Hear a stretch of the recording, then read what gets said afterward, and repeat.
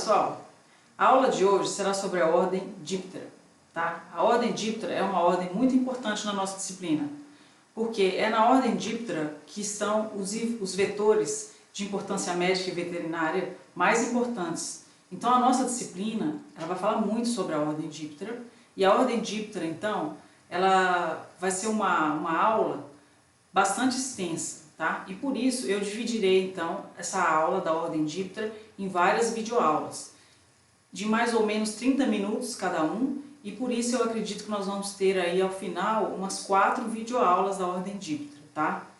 Então, iniciando a nossa parte 1 da ordem Diptera, vamos falar um pouquinho sobre as características gerais dessa ordem, tá? A ordem Diptera, ela então é considerada a 4ª ordem mais diversa da classe Insecta. Então ela fica atrás apenas de Lepidoptera, Coleóptera e Hymenoptera. Depois, em 4º lugar, então, vem a ordem Diptera dentro da classe Insecta. Abrange 158 famílias. Dentre essas famílias aí, ó, existem milhares de espécies, tá? E muitas delas de interesse médico e veterinário. E é sobre isso que nós vamos falar aqui na ordem Diptera, tá? Apenas sobre aquelas que têm interesse médico e veterinário. Fazem parte desse grupo, então, que nós vamos estudar aqui, as moscas, os mosquitos, as varejeiras, os pernilongos, borrachudos, mutucas e dentre outros nomes aí, tá? Tem também os flebotomíneos, por exemplo. Temos aí outros nomes populares, né, que a gente pode dar aí para esses dípteros, tá bom? Vamos falar sobre tudo isso aqui na aula de hoje. O que caracteriza morfologicamente a ordem Diptera é a presença de 2 asas. Então, enquanto a maioria dos insetos possuem 4 asas, a ordem Diptera, os representantes da ordem Diptera possuem 2 asas. Então, por isso que recebe esse nome também, né? Diptera, 2 asas. Eles têm essas 2 asas, pessoal, e eles têm também essa estrutura aqui que chama balancim, halteres ou balancim, que nada mais é do que uma asa vestigial, tá? Então, isso aqui a gente pode considerar que não é uma asa que auxilia durante o voo, mas ela ajuda o inseto a manter o seu equilíbrio e a perceber a gravidade. Então, ela acaba ajudando também no voo, né? Mas não é uma asa propriamente dita. Então, essa característica é uma característica muito importante da ordem Diptera. E outra característica importante é a ausência de pernas torácicas nas larvas. Então, o estágio larval, olha, isso aqui é uma larva de mosca, você percebe aqui nitidamente, né, que essa larva ela não tem pernas torácicas, tá? Nesse caso aqui, ela também não tem cabeça, mas existem algumas larvas da ordem Diptera que têm cabeça. Então, como é que é a filogenia da ordem Diptera? Ela é dividida, então, em 2 subordens. Então, abaixo da ordem, né, nós temos a subordem e depois vem a infraordem. As subordens, dentro da ordem Diptera, mais importantes são a Brachycera e Nematócera. Na verdade, a gente não pode dizer até que só existem essas 2, não é nem que elas são mais importantes. A subordem é dividida, a ordem é dividida nessas 2 subordens, Brachycera e Nematócera. Brachycera, então, ali, ó, se agrupam as moscas e Nematócera, mosquitos e pernilongos.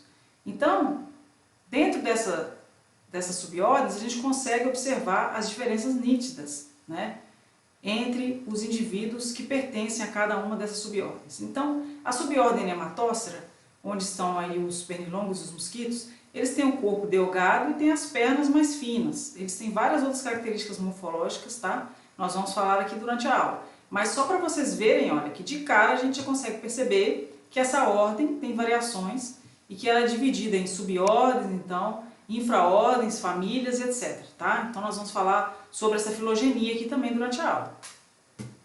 Em Brachycera, são as moscas que elas têm um corpo, então, um pouco mais robusto, né? E tem as pernas também menores e mais robustas. No caso das larvas, a larva de Nematócera, ela possui, então, uma cabeça bem evidente e possui essas cerdas aqui, ó. Enquanto em Brachycera, ela é acefálica, né? Na verdade, ela tem a cabeça retraída, mas você então não consegue enxergá-la aqui. Então, aqui você não vê a cabeça dela e também não tem cerdas e nem pernas torácicas, né? Então, tá aí uma diferença nítida também entre as larvas das 2 subordens Nematócera e Brachycera. No entanto, gente, como essa ordem ela é uma ordem muito diversa, é normal que existam divergências filogenéticas, tá? Porque para agrupar todos esses indivíduos aí né, filogeneticamente, os parentes, isso é complicado. Então, divergências existem. E existe, então, um grupo de pesquisadores que acredita que a ordem Brachycera deveria ser dividida ainda em... a subordem Brachycera deveria ser dividida ainda em duas infraordens, tá? Então, que seria Brachycera otorrafa e Brachycera ciclorrafa. Vocês já conseguem perceber aqui também que tem diferenças morfológicas entre elas, né? Diferenças grandes. A principal diferença aqui que eles acham que deve ser agrupado em duas infraordens diferentes é, na realidade, a forma com a qual o adulto emerge da pulpa. Então, a pulpa de ciclorrafa, quando o adulto emerge da pulpa, é através de uma fenda circular, enquanto que os otorrafas, quando eles emergem da pulpa, eles emergem através de uma fenda que é longitudinal. Então, é um detalhe, né, que eles consideram importante aí dentro dos Brachyceras, e por isso eles classificaram então o Brachycera nessas duas infraordens, tá? Com relação às larvas, olha, elas também são bem diferentes entre si. E agora eu quero falar um pouquinho sobre uma outra possibilidade, tá? Então isso aqui, dependendo do livro didático que você pegar, você vai encontrar esses nomes que eu estou falando aqui agora, tá? Depende do livro, porque vai depender então do grupo de pesquisadores, né, que esse livro-texto resolveu adotar. Então tem livro-texto que vocês vão observar que o Brachycera, ao invés de ser dividido aqui em otorrafa e ciclorrafa, ele é dividido em tabanomorfa e muscomorfa. Então é um nome que algumas pessoas consideram mais adequados, tá, para as infraordens, então dentro da subordem Brachycera. Tá claro? No caso, a mesma coisa vale para as larvas, né? Bom, então, durante a aula eu vou considerar a ordem Brachycera dividida em tabanomorfa, a subordem Brachycera dividida em infraordem tabanomorfa e muscomorfa, tá? Então, olha aqui, diferenças básicas do estágio larval. Nematocera. Cabeça evidente, aparelho bucal mastigador e são ápodes. No caso, todas elas são ápodes, tá, gente? No caso de tabanomorfa, a cápsula cefálica é reduzida ou retraída no tórax. E a presença de um gancho bucal é evidente aqui, no caso, então, em tabanomorfa e em muitos muscomorfa também, tá bom? Então, aqui durante a aula, a ordem Diptera, nós vamos abordar, então, as subordens Nematocera, tabanomorfa e muscomorfa, ok? E, em alguns casos, essas subordens elas podem ser consideradas também como infraordem, tá? Isso vai depender, então, do livro-texto que você escolher para estudar, tá? Depende do ponto de vista, então, dos pesquisadores aí que agruparam, tá, esses dípteras aí dentro dessas subordens. No caso, as diferenças básicas do estágio adulto também são bem notáveis, né? No caso de Nematocera, corpo delgado, antenas e pernas longas e asas com cerdas. Essa também é uma característica importante. As asas do Nematocera, então, olha, dos pernilongos, elas têm pelinhos, coisa que a gente não observa, então, em tabanomorfa e muscomorfa, tá? Além disso, olha, os Brachyceras, eles têm olhos bem grandes, né? Tem a presença de ocelo, tem o corpo mais robusto e abdômen e pernas curtas, diferente também do Nematocera, tá? Então, é importante que fique claro aí para vocês a diferença entre essas três subordens dentro da ordem Diptera, tá? Bom, a diferença entre as asas, olha que interessante. As asas, então, dos dípteras, elas são formadas por várias nervuras ou veias, tá? Então essa venação aqui, olha, é um padrão completamente diferente e esse padrão, ele é usado, então, para distinguir uma espécie da outra, uma família da outra. Isso é muito interessante nos dípteras, tá? E muito importante como uma característica morfológica para discriminar, então, as espécies. Então, só para discriminar aqui agora, vamos começar com as subordens, né? Então, dentro de Nematócera, olha, as asas possuem então essas cerdas, esses pelinhos, né? Inculícida, então isso aqui é uma família de Nematócera, muito importante, que é onde se agrupam aí os mosquitos, né? Transmissores aí de doenças, no caso dengue, o Aedes aegypti, o Culex e outros mosquitos, Anopheles, que nós vamos estudar aqui, tá? Então eles pertencem a essa família Pulicidae. Tem a família Psychodidae, que é uma família também muito importante, que é a família dos flebotomíneos, que são transmissores aí da leishmaniose. E eles também possuem, ó, muitas cerdas nas asas, muitos pelinhos. E tem também aqueles que não possuem muitos pelinhos. Aqui só tem, ó, cerdas aqui em cima, no caso dos simulídeos.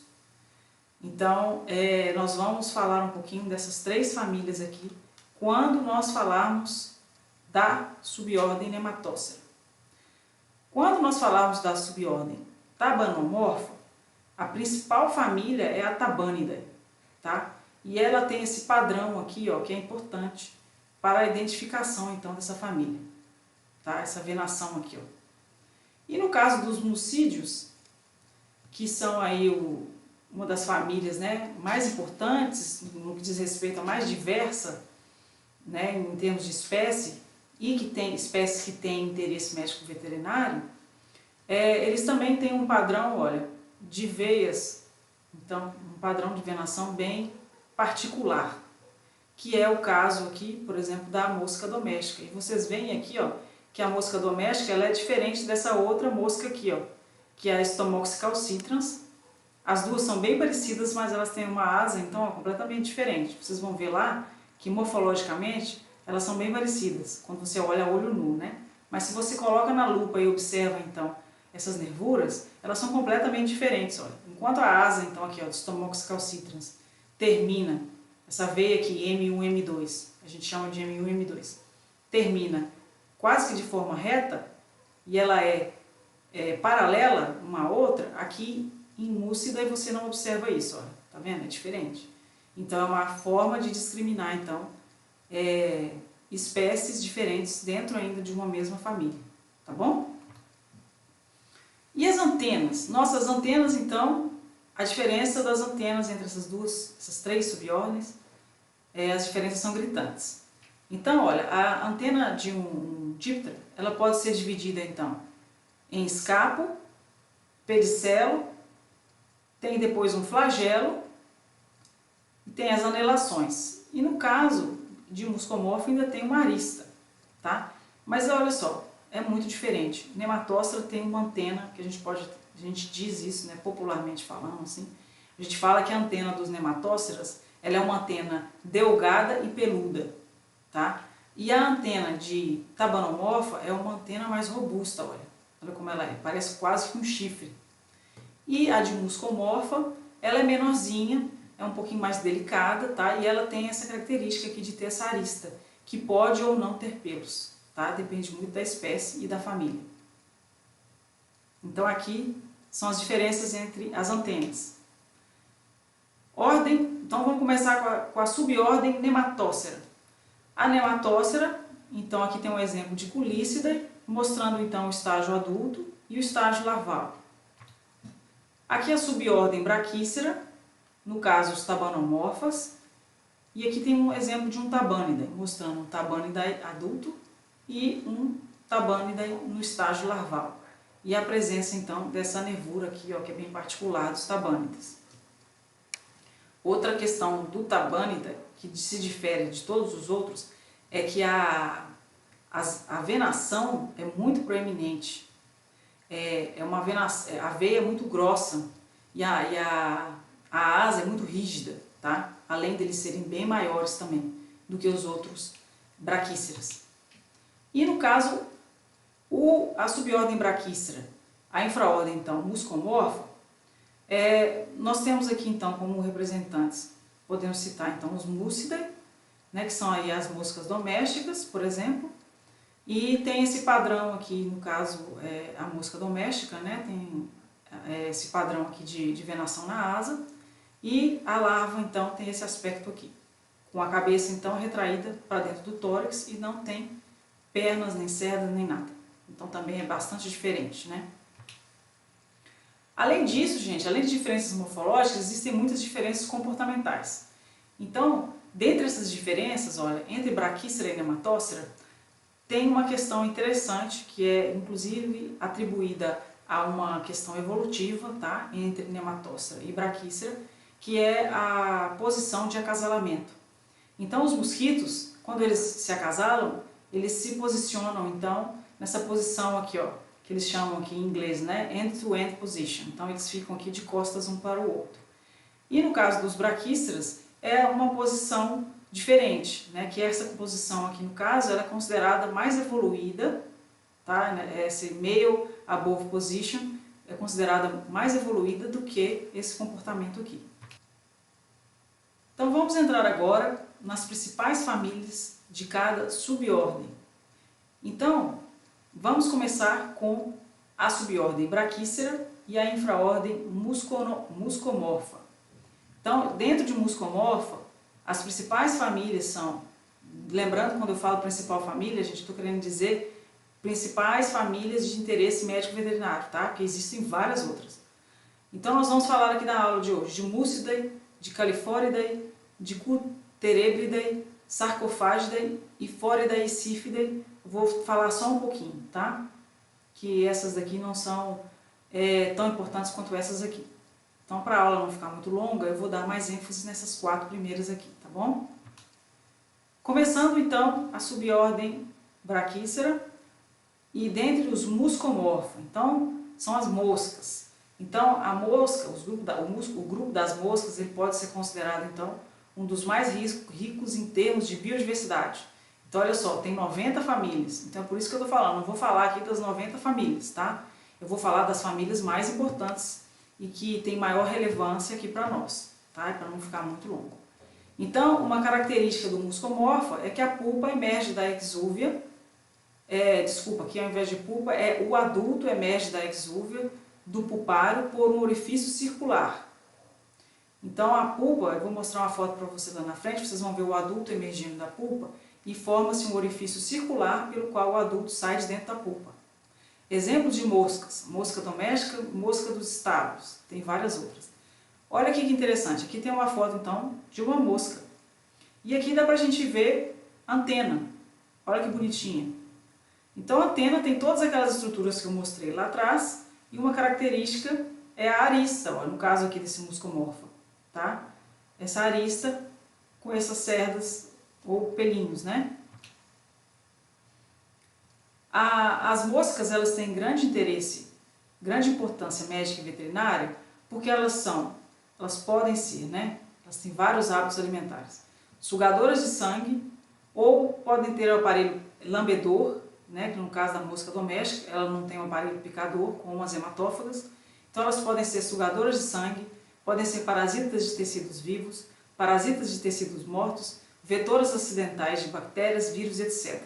Então, por esses motivos aqui, ó, é que nós estudamos as moscas aqui na nossa disciplina, tá? Porque elas são muito importantes na transmissão de várias doenças, tanto no caso de ser vetora de doenças mecanicamente, tá? Quanto pelo hábito de serem sugadores de sangue, né? De serem hematófagas, e com isso elas também acabam transmitindo algumas doenças, tá bom? Então nós vamos dar ênfase nisso aqui agora. Quais são as moscas que serão abordadas aqui durante a aula? Dentro da família Mucidae, então, eu escolhi algumas, como eu falei anteriormente, tem várias, tá, gente? Eu vou falar nessa aula, então, de mosca doméstica, que é a mosca doméstica, então, né? Essa aqui é muito comum em casa. A Stomoxys calcitrans, tá? Que é uma mosca muito presente em estábulos. A Phania canicularis, a Dermatobia hominis, a Hematobia irritans e a Mucina stabilis. Então, algumas aqui têm interesse praticamente apenas veterinário e outras praticamente médico, tá? Então eu vou detalhar um pouquinho aqui agora na aula para vocês. Características gerais sobre moscas. Então aqui vocês estão vendo um indivíduo adulto e vamos observar então algumas coisas importantes aqui então nesse indivíduo adulto. Essa mosca ela tem 2 olhos bem proeminentes, ela tem uma antena, então, que é característico, então, de ciclorrafa ou de muscomorfa, tá? A antena dela. Ela tem um corpo robusto, com as asas mostrando as veias, tá? De uma forma que é bem proeminente também. E as pernas, elas são mais curtas. Então, são características básicas de Brachycera e muscomorfa. Então, possuem duas antenas, dois olhos bem desenvolvidos, duas asas membranosas. Essas aqui são as características bem básicas, né, dos dípteras, 6 pernas. O desenvolvimento é holometábalo, isso aqui é um ponto importante também. Isso significa, então, que a partir dos ovos eclodem as larvas, das larvas, as larvas se transformam em uma pupa e da pupa emerge, então, o adulto, né? Então, aqui tem um exemplo de um adulto fazendo a oviposição. Olha só que interessante, parece grão de arroz, não parece? Pois é, os ovos de mosca doméstica, eles parecem grão de arroz. E elas ovipositam muitos ovos, tá? São centenas de ovos aí numa postura. E ovipositam esses ovos, então, todos juntinhos. Aqui tem um exemplo, então, de um alimento. Aí está apontando aqui com o lápis, olha, esses ovinhos, que realmente parecem grãos de arroz. Aqui um substrato qualquer, né, que eu não sei qual é, mas pode ser fezes, pode ser compostagem orgânica, qualquer coisa, mostrando então, olha, esses vários ovos aí, sendo depositados pela mosca. Depois da eclosão dos ovos, então, eclodem as larvas, que como vocês estão lembrados aí, né, eu acabei de mostrar lá, olha, a cabeça está retraída no tórax e ela também não tem pernas torácicas, nem cerdas. E aí a característica que eu falei que eu queria mostrar, ó, que é a característica dos muscomorfa ou do ciclorrafa, né? Dependendo do livro, texto que você adotar. Quando o adulto ele vai emergir da pupa, ele emerge através de um orifício circular. Olha que interessante. Então é como se a tampinha da pupa tivesse saído e ele emerge aqui então desse orifício circular. Característica de ciclorrafa ou muscomorfa. Os muscoides, a família Muscidae, a gente observa que eles têm uma probóscide muito bem desenvolvida. Probóscide é o aparelho bucal, tá, gente? E alguns nem têm probóscide também. Então, eu vou até dar um exemplo aqui para vocês de uma mosca que não tem aparelho bucal.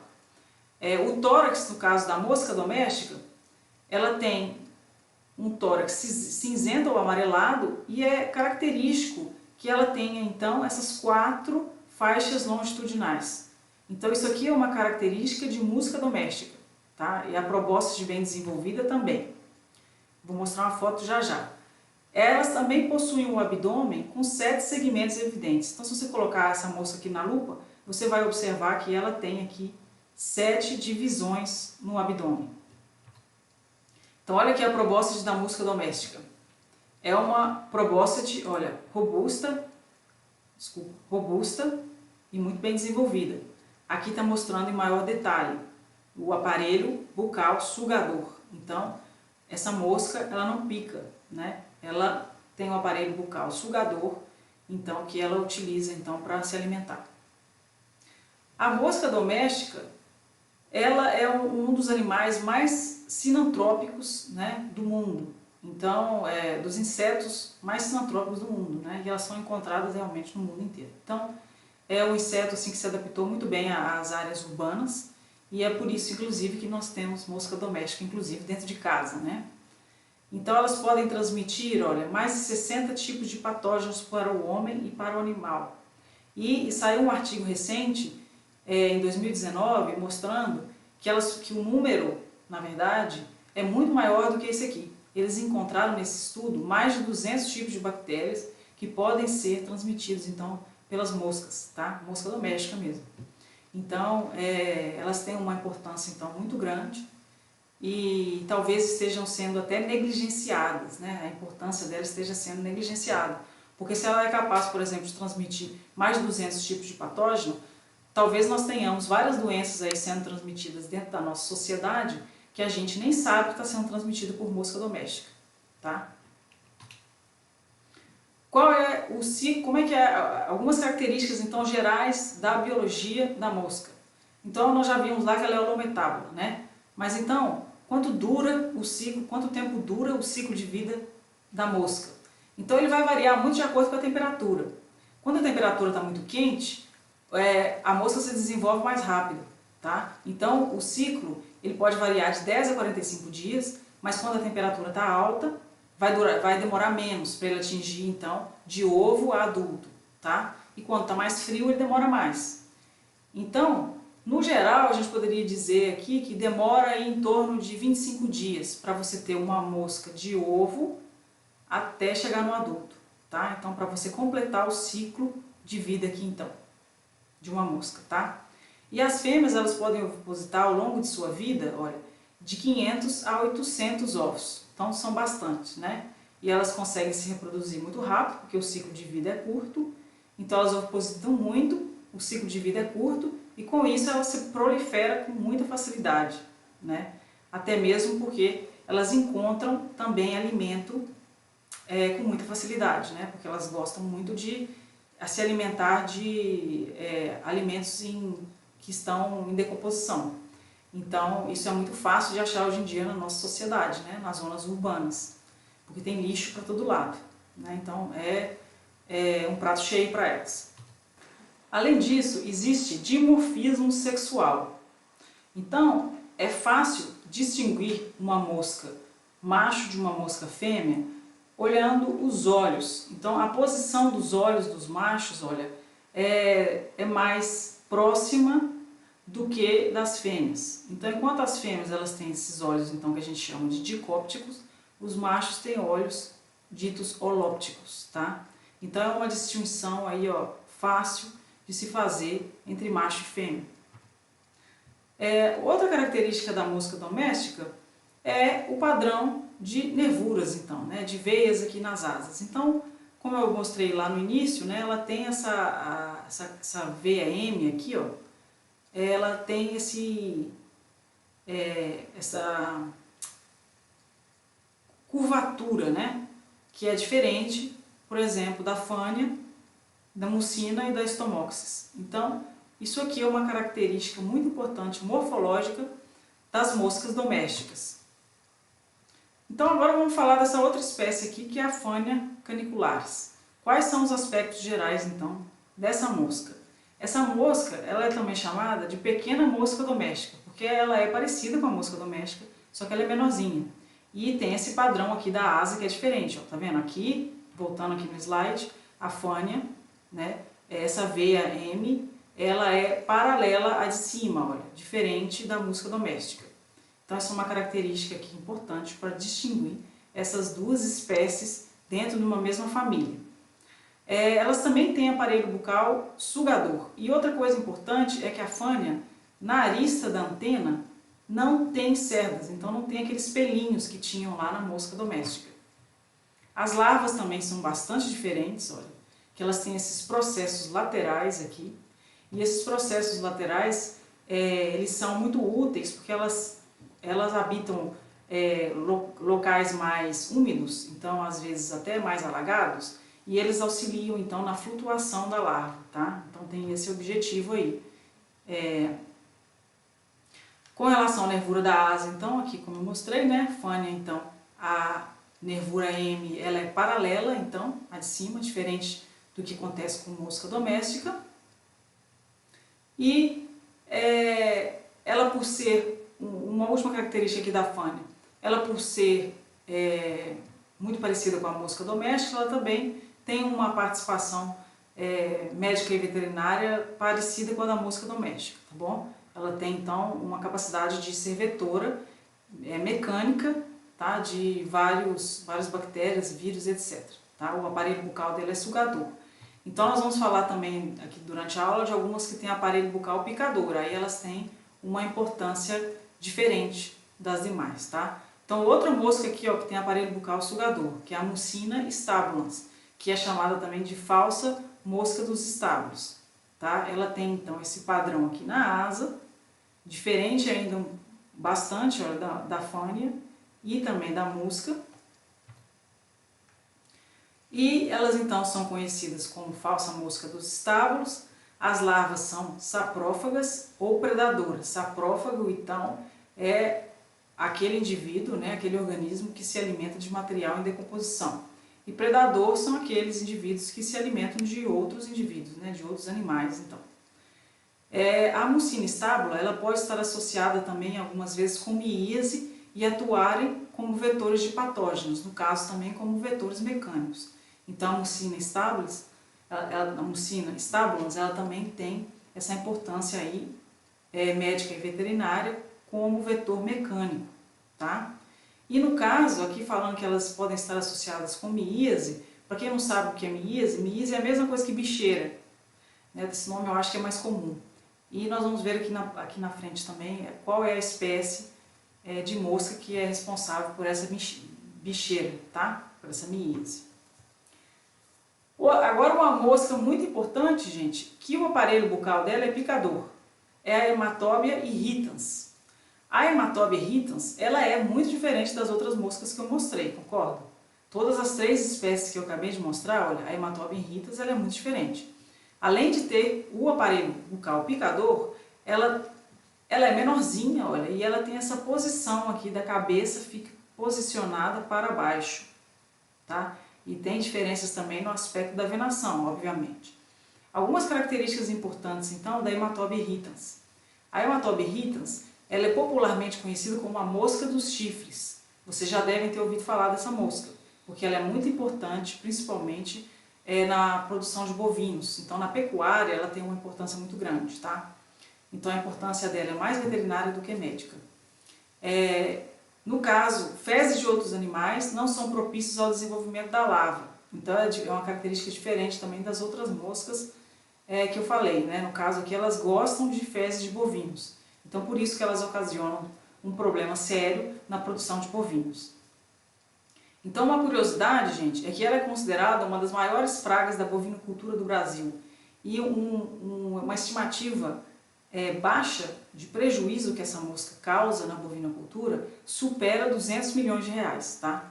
Então, é uma praga de bovino muito séria. E gasta-se muito com inseticida, com estratégias de controle para tentar controlar essa mosca, e mesmo assim ela continua sendo um grande problema. E uma outra curiosidade é que encontra-se geralmente em um animal, então em um boi, você encontra aí até 500 moscas por animal. Tem estudos mostrando que podem ser até acima de 1.000, 2.000 moscas, tá? Em um único animal. Então, só a título de exemplo, olha, 500 moscas por animal pode levar à perda de 60 ml de sangue por dia, né? E ao todo, isso daria 40 kg de peso vivo por ano. Então, olha o prejuízo que essa mosca causa na pecuária, na produção de bovinos principalmente. E aqui eu coloquei uma foto só para mostrar que nesse saquinho, olha, tem 450 ml de sangue. Se eles conseguem sugar 60 ml de sangue por dia, imagina realmente a quantidade de sangue que esses bois perdem. Para finalizar, gente, essa mosca Stomoxys calcitrans, ela também é muito importante na pecuária, tá? Ela também causa muitas perdas, muito prejuízo aí na nossa bovinocultura. Ela também possui então o aparelho bucal picador, como vocês podem ver aí pela foto, a probóscide dela é bem desenvolvida, tá? Ela causa muito incômodo e muita perda aí no sentido financeiro, não é mesmo? Na bovinocultura. Diferentemente da outra mosca que eu acabei de mostrar, a Hematobia irritans, a posição, quando ela está em repouso, a posição que o adulto fica, o abdômen fica voltado para baixo. Então, diferentemente da Hematobia irritans, que a cabeça fica voltada para baixo, aqui no caso da Stomoxys, o abdômen fica voltado para baixo, tá? Então, isso é uma diferença aí entre essas duas moscas importantes aí na bovinocultura. O padrão das asas também é diferente. E ela é popularmente, então, conhecida como mosca dos estábulos. Então, a outra é a mosca dos chifres, essa aqui é a mosca dos estábulos. Essas duas moscas, então, elas são consideradas as mais importantes na pecuária, tá? Principalmente na bovinocultura. E ela é, então, hematófaga, né? Ela tem um aparelho bucal picador, então ela suga sangue, é hematófaga, e é uma praga, então, de bovinocultura. E estimativas realizadas no Brasil sugerem perdas anuais de 100 milhões de dólares. Então, mostrando aí para vocês, mais uma vez, que realmente os custos, né, os prejuízos e os custos por controle dessa mosca, está tudo agrupado aí nesses 100 milhões de dólares, né, é muito alto, tá? E as larvas também, no caso, se alimentam de resíduos em decomposição. Então, falando um pouquinho do ciclo aí, tá, da mosca dos chifres. Então, do mesmo modo, ó, ela é uma ciclorrafa, né? Veja bem que o adulto emerge da pupa, então, através desse orifício circular. Depois que o adulto emerge da pupa, ele vai ovipositar, então, onde tem matéria orgânica. Onde tem matéria orgânica, as larvas, então, vão eclodir desses ovos, vão se alimentar. E de uma larva L1 vai até o estágio de L2, depois L3, depois vira pupa e ocorre a emergência do adulto, tá? Então, os adultos, uma característica também dessa mosca é que ela prefere ficar nos bovinos na parte de baixo, tá? Nas pernas, então, dos bovinos. Ó, elas são muito encontradas nas pernas dos bovinos. E como vocês podem ver também, ó, são centenas de moscas aí, ó, que podem ser encontradas nas pernas deles. E é interessante, gente, que quando essas moscas elas estão em repouso, elas não ficam, né, no seu hospedeiro. Então elas não ficam ali no boi sugando o sangue do boi o dia inteiro. Elas também ficam em repouso. E quando elas ficam em repouso, elas gostam de repousar em local sombreado e principalmente em tronco de árvores. Então olha aqui, dá para ver novamente a posição dela, ó, no tronco, olha, tá vendo? O abdômen voltado para baixo. Que interessante, né? E quais seriam as estratégias então de controle? Isso é uma parte que não pode faltar na aula, né? Isso vale para Stomoxys calcitrans, mas vale para Hematobihitas também. No caso aí da bovinocultura, é muito importante que se tenha higiene, ou seja, não pode deixar acumular material orgânico e fezes de bovinos. Tem que ter um monitoramento então e uma limpeza do ambiente, tá? Que tem que ser feita de forma correta, para evitar então que substrato, né, alimentação para essas larvas e com isso diminuir então a proliferação desses vetores. Então, compostagem de resíduos também é muito importante, porque você tirando o resíduo dali, levando para um outro lugar e cobrindo, por exemplo, esse resíduo com lona, você reduz também a quantidade de moscas no local, tá? Uso de inseticidas, controle químico também é importante. Controle biológico usando parasitoides é uma estratégia recente, mas pode ser utilizada também, controle biológico. E drenar a água das chuvas, então evitar acúmulo de água, porque onde tem muito acúmulo de água e acúmulo de resíduo, é onde a larva gosta de se alimentar. Então, se tiver matéria orgânica e a matéria orgânica for seca, a larva não sobrevive naquele material seco, ela não se alimenta daquele material seco. As larvas de mosca, em geral, elas gostam de material sendo fermentado. Então, se não houver fermentação, ela não vai comer aquele alimento, tá? Então, é uma característica importante. Bom, a parte 2, então, vai continuar na próxima videoaula. Então, aqui nós encerramos agora a parte 1, ok? Então, aguardo vocês na segunda parte dessa aula de Brachycera, que nós vamos abordar, então, outras famílias. Então, aqui agora, essa aula nós falamos, só retomando o que nós falamos, tá? Nós falamos dos Brachyceras, da infraordem Ciclorrafa, né, ou Muscomorpha, e da família Mucidae. Então, na próxima aula, eu vou continuar falando de Brachycera, Muscomorpha, mas não vai ser mais a família Mucida, serão aquelas outras famílias que eu mostrei lá no início. Combinado? Então, muito obrigada pela atenção de vocês e aguardo vocês na próxima aula. Obrigada.